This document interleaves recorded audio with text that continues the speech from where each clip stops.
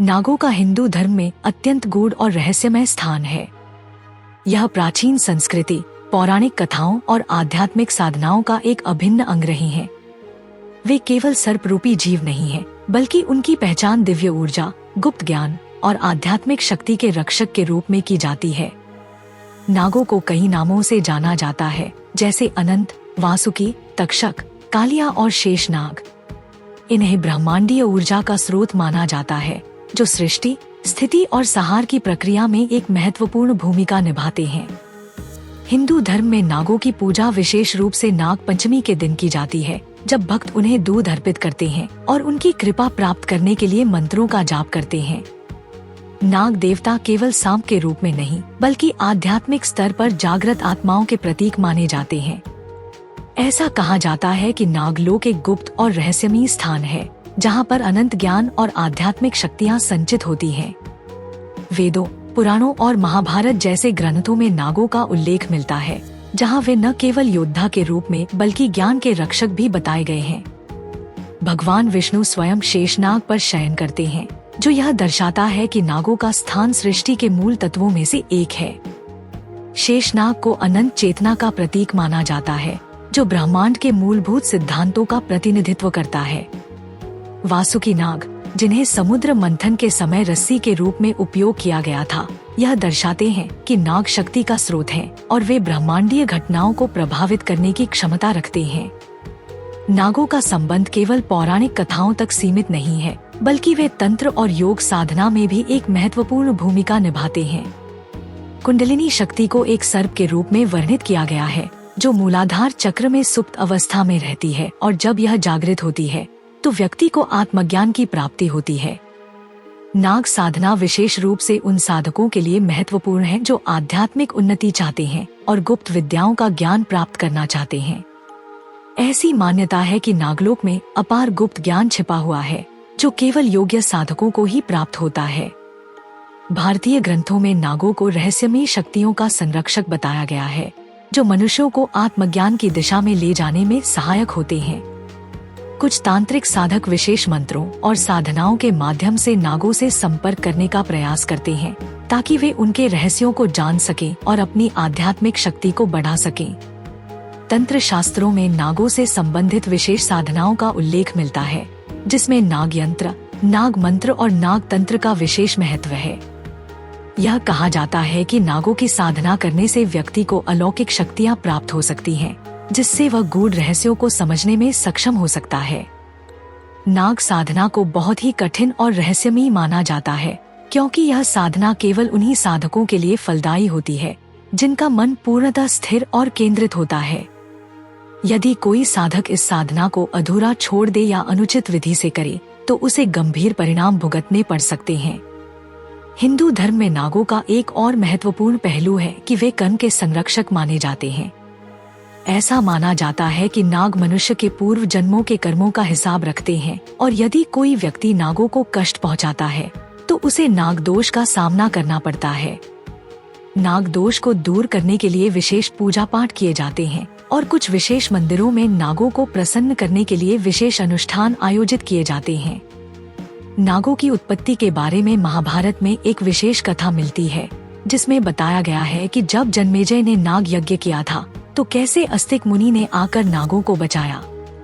इससे यह स्पष्ट होता है कि नाग न केवल शक्तिशाली बल्कि करुणामय भी होते हैं, और यदि कोई व्यक्ति उनकी शरण में आता है तो वे उसे अभयदान देते हैं। भारत में कई ऐसे स्थान हैं जहां नागों की विशेष पूजा की जाती है, जैसे केरल का मन्नारसाला मंदिर, कर्नाटक का सुब्रमण्यम मंदिर और उत्तर भारत के कई प्रसिद्ध तीर्थ स्थान। नागों का महत्व केवल हिंदू धर्म तक सीमित नहीं है, बल्कि बौद्ध धर्म और जैन धर्म में भी नागों का उल्लेख मिलता है। बौद्ध धर्म में यह कहा गया है कि जब भगवान बुद्ध ज्ञान प्राप्त कर रहे थे, तो एक महान नागराज ने उन्हें अपनी फण से वर्षा से बचाया था। इसी तरह जैन धर्म में भी नागों को ज्ञान और साधना के रक्षक के रूप में देखा जाता है। नागों की रहस्यमयी शक्तियों के कारण उन्हें विभिन्न तांत्रिक और गूढ़ परंपराओं में एक महत्वपूर्ण स्थान प्राप्त है। नागों की साधना करने से व्यक्ति को अपनी छिपी हुई शक्तियों का अनुभव होता है और वह आध्यात्मिक स्तर पर उन्नति कर सकता है। तंत्र मार्ग में नाग साधना को अत्यंत शक्तिशाली और प्रभावशाली माना गया है, क्योंकि यह सीधे ऊर्जा के जागरण से जुड़ी हुई है। नाग पंचमी के अवसर पर नागों की विशेष पूजा की जाती है, ताकि उनके आशीर्वाद से जीवन में शांति, समृद्धि और आध्यात्मिक उन्नति प्राप्त हो सके। भारत के कई मंदिरों में नाग देवता की मूर्तियां स्थापित हैं और उनके दर्शन मात्र से ही मनोकामनाएं पूर्ण होने की मान्यता है। नागों का एक और रहस्यमय पहलू यह है कि वे अति गोपनीय स्थानों की रक्षा करते हैं, जहां अपार खजाने और गुप्त विद्या छिपी हुई होती है। कहा जाता है कि कुछ विशेष स्थानों पर आज भी नागलोक के द्वार खुले हुए हैं, जहां केवल वही व्यक्ति प्रवेश कर सकता है जो आध्यात्मिक रूप से योग्य हो। नागों की साधना को करने से साधक को अपने भीतर स्थित ऊर्जा को पहचानने और जागृत करने में सहायता मिलती है। इसके माध्यम से वह अपने आंतरिक भय को समाप्त कर सकता है और एक नई आध्यात्मिक ऊंचाई को प्राप्त कर सकता है। नागों का संबंध केवल धरती से ही नहीं, बल्कि अन्य लोकों से भी है, जो उन्हें एक रहस्यमयी और शक्तिशाली अस्तित्व प्रदान करता है। कई आध्यात्मिक गुरुओं का मानना है कि यदि कोई व्यक्ति अपने जीवन में नाग साधना को सही विधि से करता है, तो वह न केवल इस जीवन में बल्कि आने वाले जन्मों में भी आध्यात्मिक उन्नति को प्राप्त करता है।